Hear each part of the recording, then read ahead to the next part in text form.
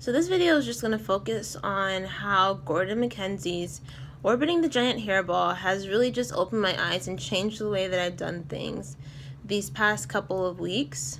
The first thing I want to highlight is my role as a resident assistant on the Schreiber Living Learning Community floor. On my floor, I have students who have amazing ideas as to ways to kind of make campus better and to kind of make the floor culture better overall.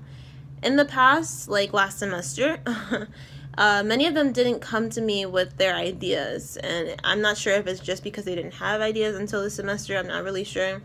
But what I've seen is that as I kind of transitioned over to servant leadership, they have come to me with all their ideas, whether it's ideas that can directly impact our floor or directly impact the campus.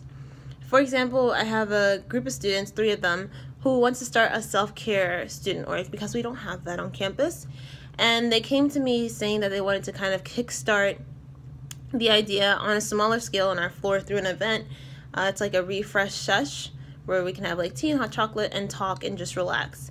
And I was like, yeah, sure. I worked with them. We had the first kickoff event. It was amazing. They had a really good turnout.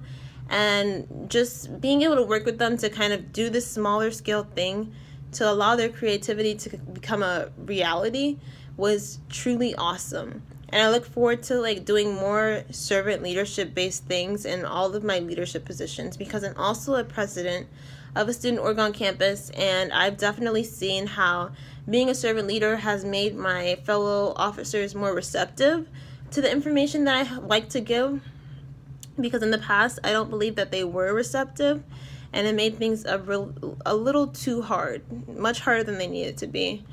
But we're doing good this semester, which is great. Another big thing that kind of stood out to me was the idea of kind of leaving that room for creativity. So going back to the activity where we had the opportunity to create or design clothing for formal wear, and we had no limit to what we could do versus the other group that had limitations. And just seeing the wonderful ideas that came out as a result of that really just hit home with me because I love creativity, which is quite interesting. I'm a STEM major, but I have a huge passion for performing arts and humanities and visual arts, and I don't really get to kind of work in that field often in my major, unfortunately. But going through and just seeing how the activity panned out and seeing the ideas that I myself came up with was just so amazing. So I took that into consideration when I had my first meeting with my officers, and I kind of just presented ideas to them like, hey, what can we do for like t-shirts or like sweatshirts? What way can we kind of show our pride in our student org? And the amount of ideas that they came out with wasn't too many, but the ideas themselves, like the quality of the ideas were just so creative, and I really just felt like we were heading in the right direction.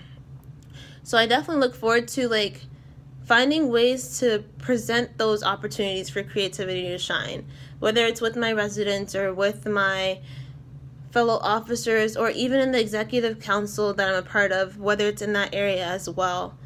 I look forward to presenting those opportunities for others to be creative because I see that it's made my student org more efficient so far this semester, and I love efficiency, so why not continue? Another big thing that I want to highlight is this quote. It says, help them find the courage to be who they truly are instead of who they ought to, instead of who they thought the company expected them to be, and entice them into meeting life with an exuberance that befits humanity. I think this just really speaks to my floor. So I work on a floor that's predominantly first-year students, predominantly freshmen to be specific, and there's kind of this idea that freshmen have this room to kind of make mistakes.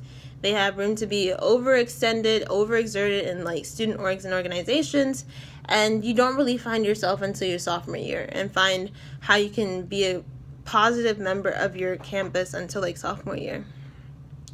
My freshmen, however, have kind of combated that with the amazing ideas that they have to offer. I had one student come to me who really was just like, hey, I have this idea. I don't know if it's a possibility though. And there was also a person who was additionally bringing them down with with a kind of pessimistic view that I wasn't a fan of. I was literally there just to give them the courage to kind of stand up, to ask the questions that they needed to be who they were, because these are ideas that came personally from their heart, because they saw the need and they saw that it kind of resonated with them to solve the problem in the way that they did. So I just done this with a couple of my residents in different ways, and I definitely believe that that kind of hit home for me, and I'm kind of striving to do that a lot more now as a resident assistant. Overall, I've loved this book, kind of zoning in on my project with my group. Overall, the book has really just taught me that there is no limit if you're being creative. You know, there are problems in the student experience project.